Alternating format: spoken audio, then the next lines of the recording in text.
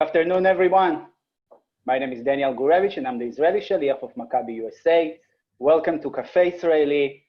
I guess it's worth mentioning that will be our last episode of Café Israeli since I'm moving back to Israel and I'm finishing my shlichut. And I'm very excited and very proud to host today Vered Buskila. Vered, just a brief summary about yourself, and obviously we'll get into the details as we go forward in this conversation. But first of all, hi and welcome to Café Israeli, and thank you for joining us today. Vered is 37 years old. She grew up in Bat Yam. I homie. Vered and I, during the preparation for this talk, I figured out that Vered and we went to the same high school. She's a former sailor, represented Israel in 3 Olympic Games in Athens, Beijing, and London. She twice World Series medalist, including the gold medal in 1998. She 3 times European medalist, and she got an impressive overall of 19 medals for Israel. After her retirement, Vered completed her law school study, and she's a lawyer. And since 2017, she's the vice president of the Israeli Olympic Committee. Again, Vered, thank you for joining and welcome to Café Thank you. Israeli. Hi, everyone. It's great to see that our session is well attended, and I'd like to remind all the folks that you guys are most welcome to send your questions using the chat box. And I promise to ask Vered all the questions. We also provided, for this specific occasion, we also provided an opportunity to ask questions prior to our meeting. And actually, both my colleague Shane Carr and I received several questions using the email. So we will be able to ask them as well. And I also promise to be mindful with the timing, because it's obviously already late evening in Israel. So I'll do my best and we will try to wrap it up in about an hour. And without further ado, let's go forward and get to know Vered. So, Vered, I will start, I guess, with the heavy questions, right? From the start. So, no warm-up, huh? Yeah, no warm-up. We'll just get there, because I'm very curious, to go for know it. you and to get to know your you better through your Olympic career and your athletic career, but also to get to know what you are doing professionally these days as being part of the Israeli Olympic Committee. So, for those of us who are not very familiar with sailing, and it's obviously, I assume that most of our attendees here in the United States are not very familiar. Please tell us about what is it about sailing, and especially about the 470 modification sailing with another partner. What's special about these sports, and what qualities does it develop in an individual athlete during being active athlete? Well, first of all, sailing at the Olympic Games, not everyone knows it in Israel because they know only windsurfing and 470, but it has 11 classes, so it's a huge sport.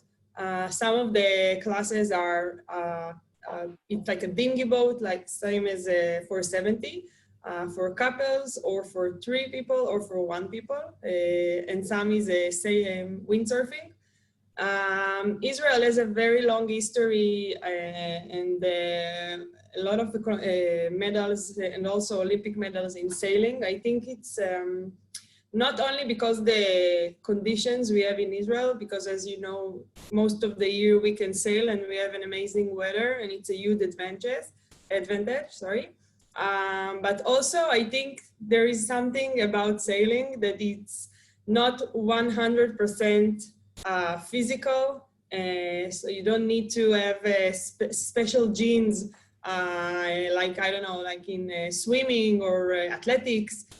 You can, I think sometimes when you look on sailors, they look like regular person, not specific high athletics. And also I think the Israeli chutzpah, it's really very, very helpful in sailing, because it's like driving in a car. And you know, when you come to Israel, you see how people drive here. They don't have patience, and they are always looking at the shortest path. So I think in sailing, it's very similar. You have a starting line, and then you need to do a course. And I think the disadvantage we have as a society, I think in the sailing world, it's a huge plus. And that's why the Israeli people with the temper and the chutzpah are really, really good and making decisions in a very, very short time. Because in sailing, you have so many decisions to make from the starting line until the finishing line. You need to make, I think, at least 100 decisions to where to go, strategy-wise, the tactics. You need to do the technique of your boat. For me, it was a dinghy boat, double-handed, so I had a teammate. So the communication during doing my sport, it's very challenging. I think most of the people are, as I see, most of you have family, and you know how hard it is to be in a marriage. So just imagine that my partner, I used to sail with her for 16 years, and we grow up together. And to make so many decisions in so much pressure as a team, it's a huge thing. And I think it was the best preparation for me for the life after trying to work in a team. It was a very challenging thing for me. I think that's it in sailing. If you have another question about so you grew up in Bat Yam, yeah, which is a beach city, and I assume that sailing was just one of the most comfortable options. I remember myself growing up, and yeah. really water sports and sea sports was a big thing in Bat Yam. How did you get involved in sailing, and what was the process? How did you, and why did you end up competing with a partner and not just by yourself? Actually, I was dancing as a young girl, like most of the girls in Israel, and I was very, very serious about it.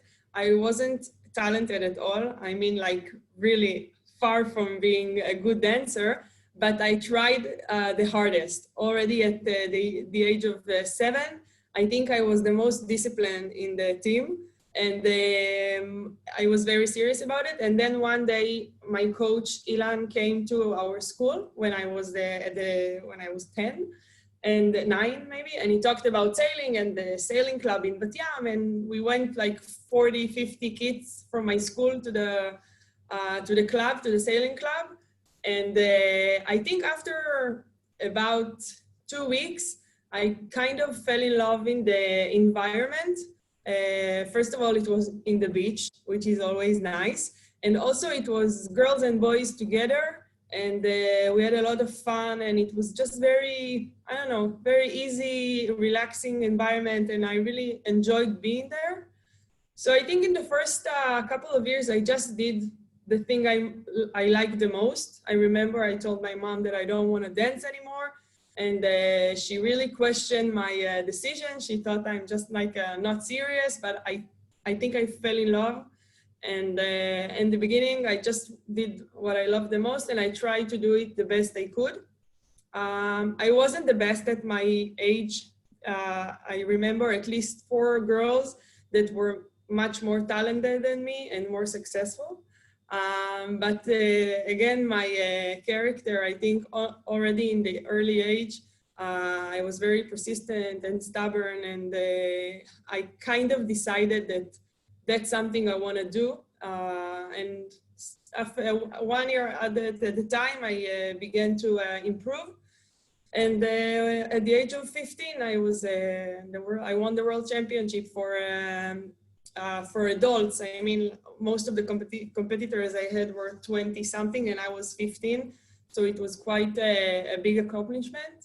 And I think that was the kind of the moment I knew that that's something I want to do the rest of my life, kind of. Sounds very romantic but it sounds amazing that, you know, in such a young age, you know, while others were playing, I don't know, whatever we were playing, you were so determined, so persistent in that sports.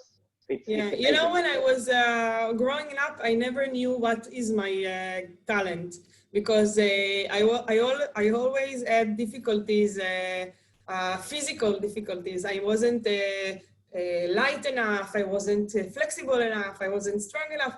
And I always wondered, how come I'm the best sailor that Israel ever had? I did 3 Olympic Games, I was the world champion.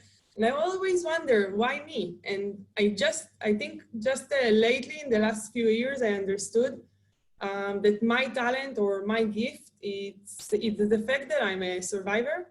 And I managed to go through all the difficulties and to push myself. And I think that now I really appreciate that quality in me, and I see it in a different light. And I understand how valuable it is also for the life after sports. But definitely, I don't think I could be as good an athlete as I was as a sailor in any other sports. I think I kind of found the only sport I could be really good at, and I managed to be the best in the world. So I'm really thankful for that. So what are I guess maybe the 3 most important qualities for a good sailor? I think survival mode, since you are facing so much challenges with the weather. It can be really, really cold or really, really hot, or you can be hungry because sometimes you are like 6 or 7 hours training or competing. So the fact that you know to put your needs aside and just to focus what you do in the water, it's a huge advantage. And also, you need to be really flexible in your mind, because think about sailing as our life, our day-to-day, because a competition in sailing, it's almost a week, and every day we have 2 races. Every race, it's 1 hour. So it's not a jumping to the pool and, you know, in a couple of minutes you're going out or going for a run. It's something that is you need a lot of mental skills. Sometimes you start the race way behind and you need to try to improve during the race, or sometimes the opposite. You start and you are first and then you're really scared to lose it. And I think you start with one weather, you know, the wind is very strong, but suddenly it's dropping, or the opposite. So you need to be very flexible with your mind and to understand that anything can happen and changes are coming if you want it or not, and you just need to adapt. So I think also it's a really good quality. And the third one, well, if it's a double-handed dinghy boat like myself, I think being able to work in a team, it's really a huge advantage. I know one of my best friends, she's Italian, and she used to be one of the best in the world. But every time she used to get mad at our partner and to curse all the race in Italian. It was really funny. And she used to every time she lost, I think 2 times Olympic medals just because she was fighting with her. So, you know, to work in a team, it's something that to put your ego aside, to be really focused at what your part, and to communicate, it's a huge thing. I wish I hope that we'll be able to elaborate a bit more about partnership in general, because I remember I had the privilege about a year to hear to listen to your lecture about your career, and you were mentioning the switch that you made with your partner growing up with working with one partner, and then you switched to another. So yeah. I hope that we'll have an opportunity to talk about it, but I really would like to switch and to go forward about the present and to hear more about the Olympic Committee and your position there. So what does the Olympic Committee do? What are your major priorities as the vice president of the Olympic Committee, and what are you personally, you know, what's on your table these days? Our first priority is the baseball team. I was just checking to see if Peter is listening. Okay, Kidding. Well, our main goal is to have the best Olympic team Israel can have. Not necessarily the biggest one, but definitely the most with the most quality. And this time for Tokyo, we managed to send. I hope that we will send them to the Olympic Games in Tokyo next year with the biggest delegation we ever had. Thanks to the baseball, seriously, thanks to the baseball team, but not only for the baseball team, because we are sending more athletes in swimming and in athletics, in the marathon and in the gymnastics. So, and the judo team is huge. So I think for Tokyo, we are going to see not only the biggest one, but also I think the best one we ever had. Talking about goals, definitely we are aiming for at least 10 finals. So for American standard, it sounds ridiculous. The size of the team is hundreds and the medals are tens of medals. Just for your knowledge, Israel have only won 9 medals so far in sailing and in judo, most of them, 1 in kayak,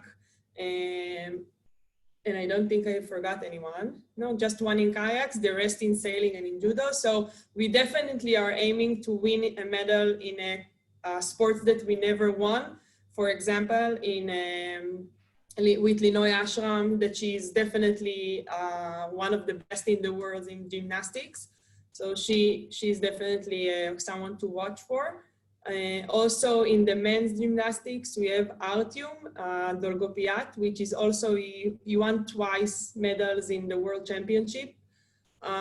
Judo, you know, the popular names like Sagimuki, which is the world champion, and definitely is looking, I think he really, really wants the Tokyo Games to be successful and happening, because he's obviously one of the best in the world. So if I'm looking at the sports that are most popular or the most that we have the most expectations, it's swimming, it's athletics, no, gymnastics, sailing, in the windsurfing women, judo, and that's it. I forgot someone, Peter? Obviously the baseball team, but yeah, you never know. It's very interesting with the baseball, because since only 6 teams are going to be at the Olympic Games, so they have 50%, they have the best chances for a medal, I think. 50% chance. I think as an athlete, I would kill someone for her to have these chances. You know, just to understand the numbers of the Olympic Games, it's 206 countries, 11,000 athletes, and only about 1,000 medals. So 10,000 athletes are going back home without the medal. So it's something that it's really difficult to grasp. Just for your knowledge, that's a really great number that I really, really like. If Michael Phelps was a country, just him, a country named Michael Phelps, you would be number 37 at the ranking for the medal. Oh, no, overall, yeah. Alone, it's crazy. Yes. And you asked also about the Olympic Committee, like my role at the Olympic Committee. So obviously the title is Vice President, but since we are a very small organization, only 7 people working in the Olympic Committee, we are doing everything. We do everything. I can organize events, and I can talk. Sometimes I'm kind of the Sarah Chutz, how do you say, like the Ministry of Foreign Affairs. Kind of, yeah. Yeah. Also, I deal with all the money that we are receiving from the Olympic Committee, the International Olympic Committee, and working with professional programs in Israel, like bringing good coaches abroad to do all kinds of seminars in Israel, or to give a scholarship for athletes or for coaches, or all kinds of this kind of programs. And also I'm responsible for the gender equality at the Olympic Committee. So we are doing all kinds of events and steps to see more women at managing positions. It's really important for us to see more women as coaches, as managers, and that's something that we are really pushing hard in 2020. And I think basically anything that my boss says I need to do, I'm there, you know. I hear you. Speaking of money and scholarships and stipends, and that's actually a question I've received in several different versions.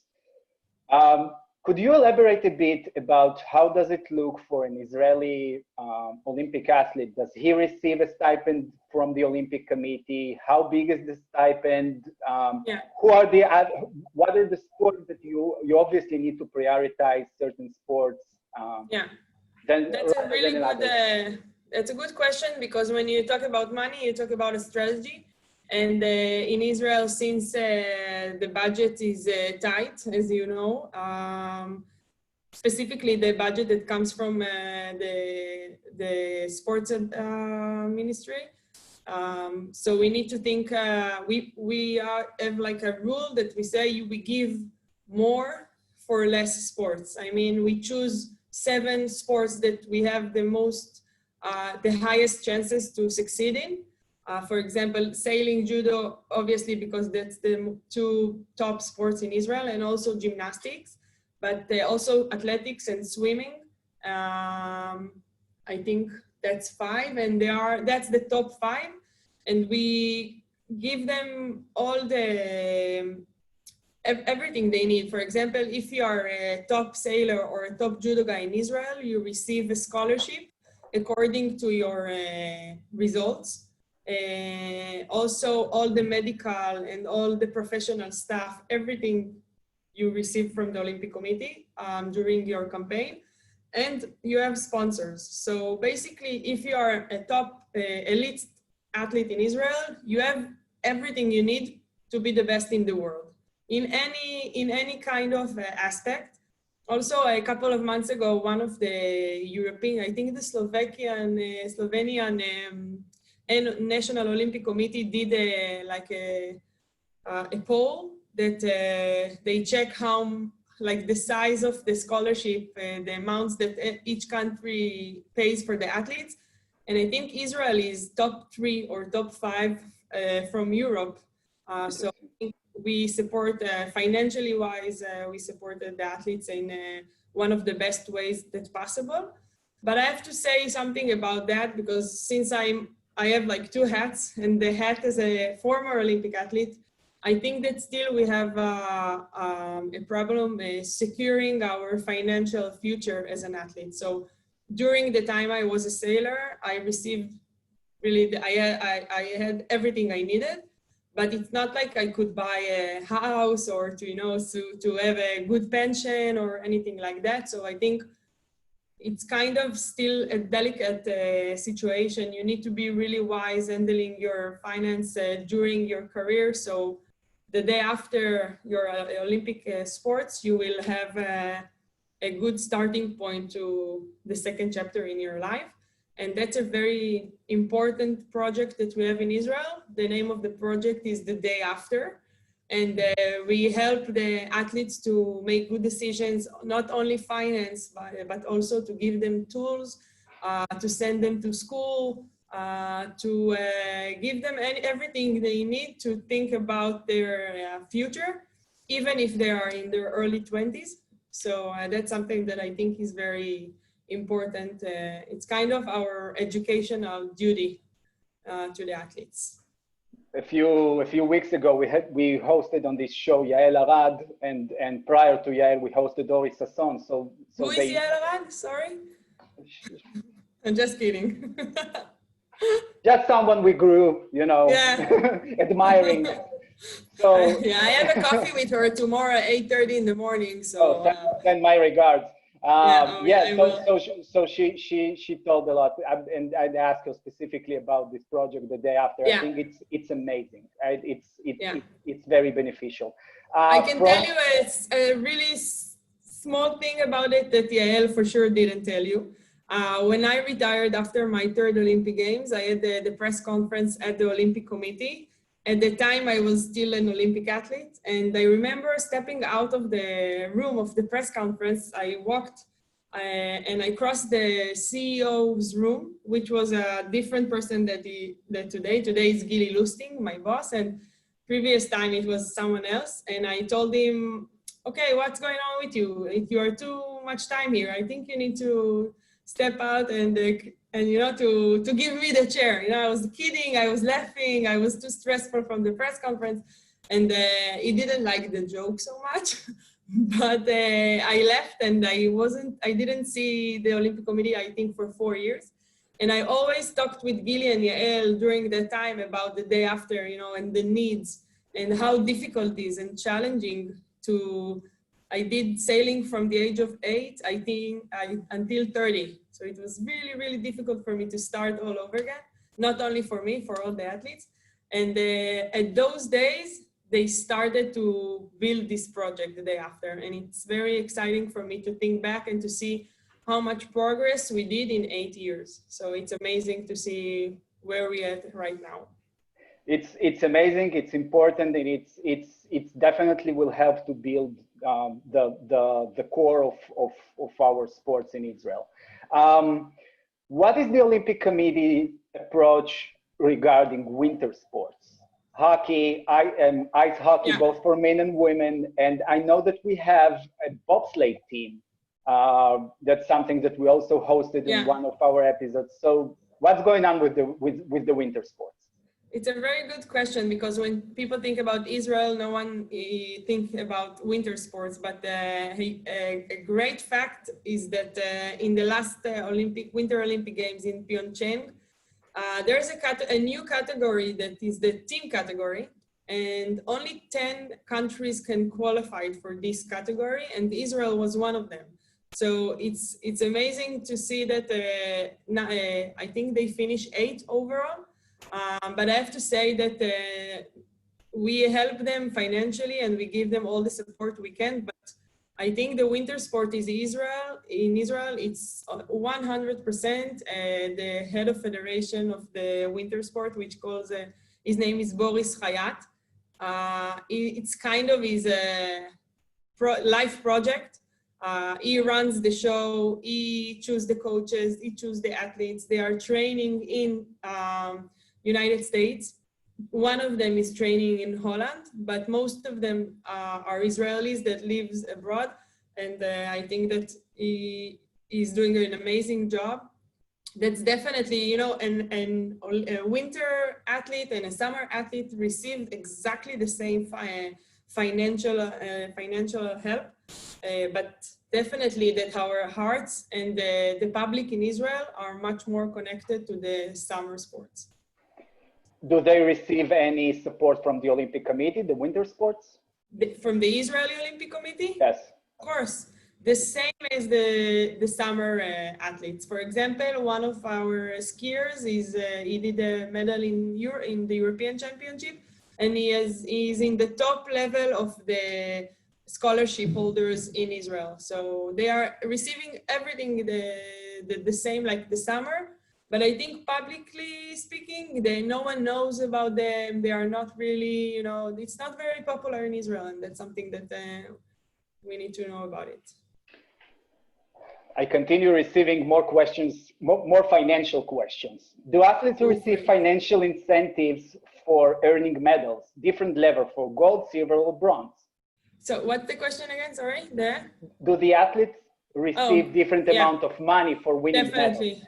Yes, definitely. If you win a medal at the Worlds or at the Europeans, you receive a prize money, for example. And in the end of the year, we have a huge kind of party. And you just throw it. Peter was in the last one that I organized, and you ask what I do at the Olympic Committee. So I also organize the parties, and I also host the ceremony. So in December 2019, we had the ceremony for the 2019's winners, and they come to the stage and they get a lot of honor and glory, which is very important, and also money. So yes. Amazing. what is the investment and what is the priority in terms of obviously allocation of funds in order to build in the young athletes, in the teams, in order to build the next generation of athletes?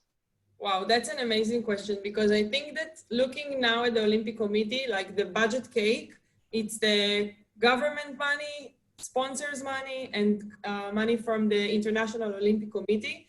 And we are doing, I have to say, quite well. If you ask me now if we need money at the moment for Olympic athletes that goes to Tokyo, except a specific thing that a need that is very urgent because of the postponement of Tokyo Olympic Games, I think we are doing quite okay. But when we are looking on the young generation, definitely that's a huge disadvantage that we have in Israel, because the Olympic Committee, if you look at the pyramid, they are helping only the top of the pyramid. And if you're looking at the bottom, we see most of the talent and the people that are coming from all over Israel. I think in Israel, sports becoming to be sports for rich people, because if you cannot take your kid and help him with the best coaches and to pay for all the medical stuff by yourself, it's very, very difficult to succeed, because the Olympic Committee is helping, as I said, just for the athletes that are already in an international level. So just before the Olympic game, the Olympic Committee, there is like a huge part of the pyramid that basically it's the clubs, and the clubs in Israel are not in the best financial situation, and also not the best management. So I think that's if I have 10 million shekel now, I put 100% of the 10 million on the young generation and help them with coaches that are specifically for young generation and give them more experience competing abroad. And we have a plan for it, by the way, but I don't know if, since the government is changing every 2 months, I don't know what is the best timing to ask for that budget, but definitely that's something that we are looking forward in the future to help this kind of level. Yeah, I think it's worth mentioning the boarding school and the program for teen athletes in Wingate Institute. Though obviously its capacity is very small, yeah, and very obviously small. can be bigger. Yeah. And also we don't see many athletes, young athletes from the south or from the north of Israel. You know, most of the athletes are coming from the center, and I think that it's, you know, and I socially speaking, I think it's not fair. I think we need to help more people around Israel to have the opportunity to be the best athletes. And also the facilities they have in the north and in the south are not the same as we have in the center of Israel. And Israel is so small, so it's not like you need a huge budget. I think you just need to prioritize it. And at the moment, that's something that we are really weak.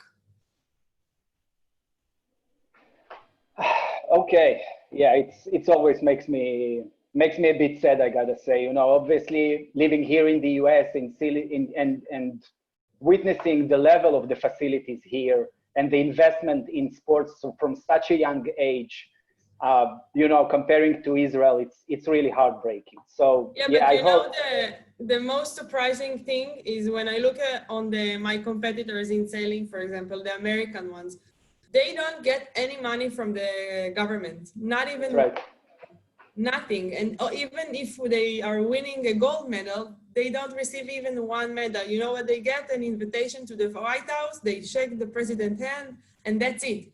But I think since in America, you have such a huge sports culture and the significant, people understand and value much more your career, and you receive the money and the support in other ways, and you have so much more sponsors and philanthropy, which is huge in USA and in Israel. It's not really developed. So as an Olympic Committee, we support our athletes the best we can. But if you ask me if that's enough, or if you ask me if that's something that we can build society on it? For sure not. Understood. Another question I'm receiving in different variations. Put aside, excluding judo, sailing, and gymnastics, both rhythmic gymnastic and stumbling gymnastic. Do you see any other sport that you believe that we have a good potential? You personally, falling on your radar, and you have a good feeling about them. Yeah, definitely. I think, as I said in the beginning, 50% chances for the baseball. That's amazing, really, really amazing. And we are maybe Peter can talk about it later a little bit to explain about the team. Also, I said it before, by the way, about the winter sports in Israel. When you asked me, I said that it's 100% a life project of one person. And I think the baseball, we can say the same thing. It's 100% one dream for one person, which is Peter, and he's here with us. I think the only thing we said in our, when we closed the door in the room in the Olympic Committee, we just said, let's not ruin it. Just let them do their job. They're doing it really, really well. Don't ruin anything. What do you need for us? Okay, you got it. But just, which is amazing. I don't think we ever thought it's something we can accomplish to qualify to the Olympic Games with the baseball. It's an amazing accomplishment. I think in the swimming, we might have a surprise. We have a very talented young swimmer. I don't know yet if, they postponed the Olympic Games, and I think that for some athletes, it will be a good thing. And for some athletes, that can be not the best thing, because timing in life and in sports is everything. And it's really, really hard to say how the postponement will influence them. But I think maybe in swimming, we can have a surprise. Judo, you said not to talk about sailing, not to talk about gymnastics. Baseball and swimming, definitely. That's two sports, other sports that we can anticipate a surprise. Sounds good. I can just mention something. First of all, Vered, thank you very much for the credit. Actually, baseball is also a winter game, because 2 years ago, ESPN called the Israeli baseball team in the WBC the Jamaican bobsled team. So maybe we can do baseball and also bobsled in the wintertime. But I just want to tell a story. When I met with Gili, who's the head of the Olympic Committee, and I met with all the people in the Olympic Committee in September after we qualified. I came to their offices, and everything was fantastic, and hugs and everything. And a year before, I was with Gili, and I told him, listen, this is the plan, this is the program, this is the run-up to the baseball, this is what we need to do to qualify. And he sort of looked at me and said, okay, good luck, and we'll see you in a year. And he said at that time, he gave in a piece of paper to the Japanese Olympic Committee, the Tokyo Olympic Committee, where he had to put down where all the possibilities were for getting medals. And he put down, obviously, judo, everything that Vered is talking about, judo and surfing and sailing. And he also put down a baseball team. And the Japanese IOC said they returned the paper to him and said, there's no way Israel's going to qualify as a baseball team. But I think the work that the Olympic Committee is doing in Israel is fantastic. And she's right. They're letting us do our thing. They're giving us support. They're supporting us with whoever we want. We have 4 guys now in Israel. The native Sabras who are back in Israel now working out in Wingate all the time. They're supporting our guys in America who are working out over there. They were all here last January. We went to see Rivlin. We came to the Olympic Committee. We had very good meetings there. So I'm very happy with the support they're giving us. And unfortunately, maybe fortunately, we have another 13 months to be Olympians. But we'd like to get it done and get it over with. Luckily, we were able to bring Ian Kinsler 4 months ago to Israel as an Israeli. He received Israeli citizenship, so he will be a very, very strong boost to our team. And we're definitely looking to get a medal, for sure. We wish you best of luck, and I think it's a good thing that you have this additional time to train. You know how it's in Israel. We are very demanding, so yes. You gotta bring the medal. Okay, you gotta bring it. Daniel, I saw a really interesting question. It's really difficult for me to talk and to see the question, but when Peter was talking, I saw a question popping up about the Youth Olympic Games. Someone asked about it, if it helped the development of an athlete, and that's a really nice question because, as an athlete, you are participating in tons of competitions and the world and the European, and people doesn't really know that at the level at the World Championship sometimes is higher at your sports than the Olympic Games. But the massive event as the Olympic Games, it's huge, and that's something that we have an opportunity with the Youth Olympic Games to give a taste to the young athlete to see what it's like to have a multi-sports event such as Olympic Games. So I think it's a great step that the International Olympic Committee made. We have not only the Youth Olympic Games, we have also the European Youth Olympic Games, and all kinds of, in 4 years, we have 8 events that are similar sizes as the Olympic Games. We have the Olympic Games summer, the winter, the youth, and also the European Games and the Youth European Games.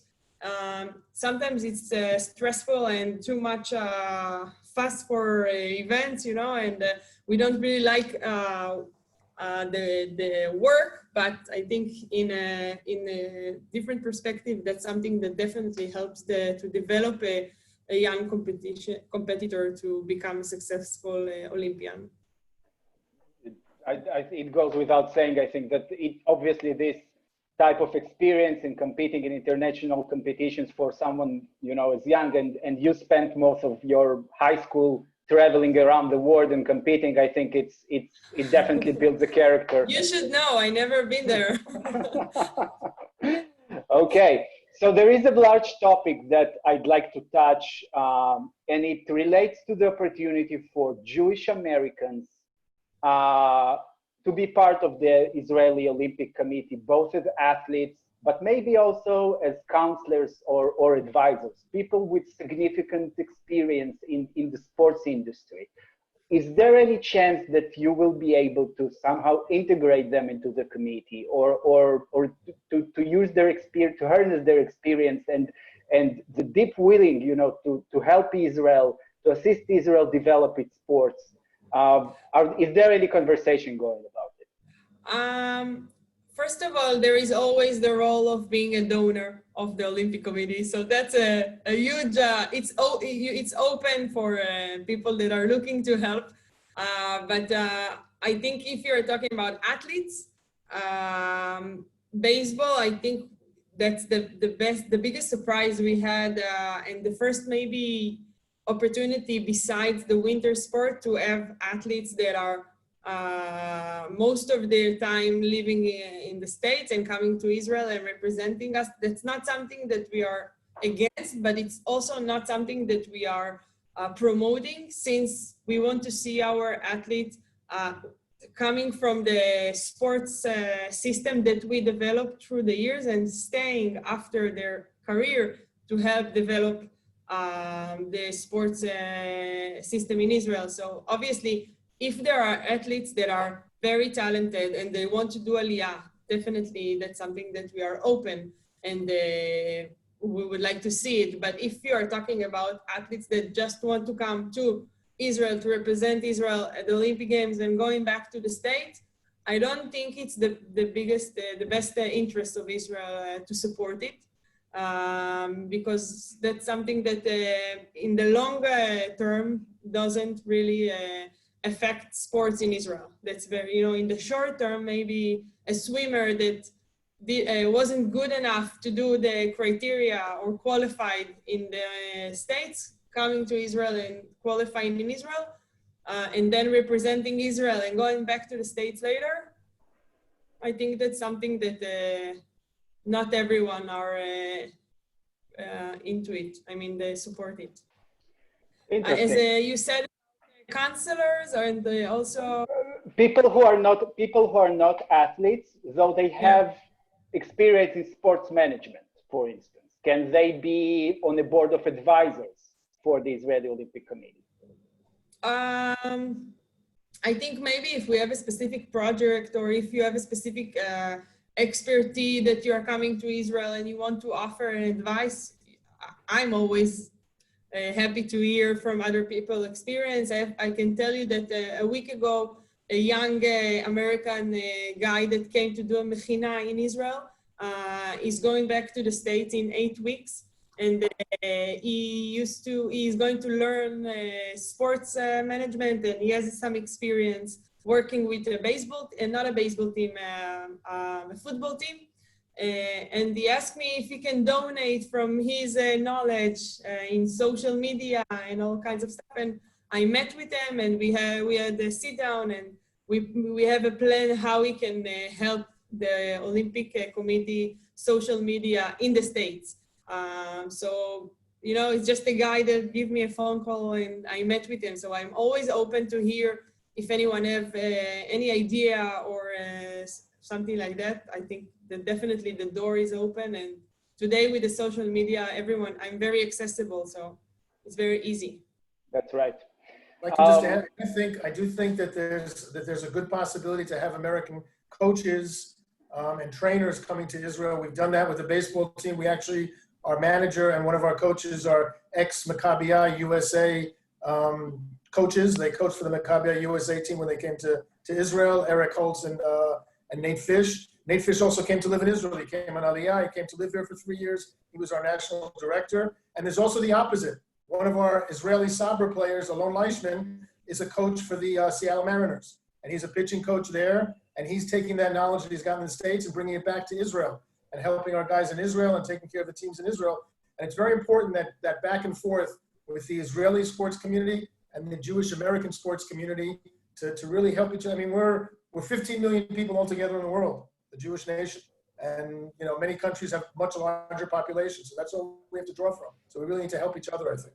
Yeah, definitely. For me, it was, I knew that some of the Jewish in the diaspora, specifically in the US, are really enthusiastic about sport and Israeli sports. And when they see at the opening ceremony, the Israeli thing with the Israeli flag, they are happy. The same as when they see the American, if not even more. And I was trying to think about the way to make this communication easier and to give the American Jewish community to help them to get to know the Olympic Committee and to get to know the team and the sports. And I think that the best way for me, it's the social media that we are starting now to, everything will be in English, and the whole purpose of it will be to give the information and to be much more accessible for the community in the States. So I think that Peter's comment, it might be a good segue for my next question. What is the Olympic Committee relationship with Maccabi Board Union, and how do you see the Maccabiya as an opportunity, you know, to scout or maybe to see good potential Jewish athletes from all over the world that might, in any circumstance, maybe they can later do Aliyah and maybe even represent Israel. I think it's worth mentioning that Igal Karmi, the current president of the Olympic Committee, is a former president of Maccabi Board Union. I'm pretty sure that he even did my job long time ago. Really? He was the Shaliach of Maccabi Board Union in the United States. I'm pretty sure about it. I have to say that definitely the fact that Igal, which is 100% Maccabiya blood, the DNA is Maccabi, definitely made the Olympic Committee closer to the Maccabi Olami and also to the Maccabiya Games. Having said that, I think that in the end of the day, the Olympic Committee needs to talk about being excellent, being the best in the world, and doing everything for that purpose. If we will see an athlete that is coming to the Maccabiya and he's an elite athlete and he's willing to do the Aliyah, for sure that we will do our best to support it. We have some examples like Andy Moraz that did the Maccabiya 8 years ago, and she represented Israel in Rio Games, and I think also in London, which is an amazing, and she's still living in Israel nowadays. So there are some examples of athletes that came from to the Maccabiya Games and stayed and became an Olympic athlete.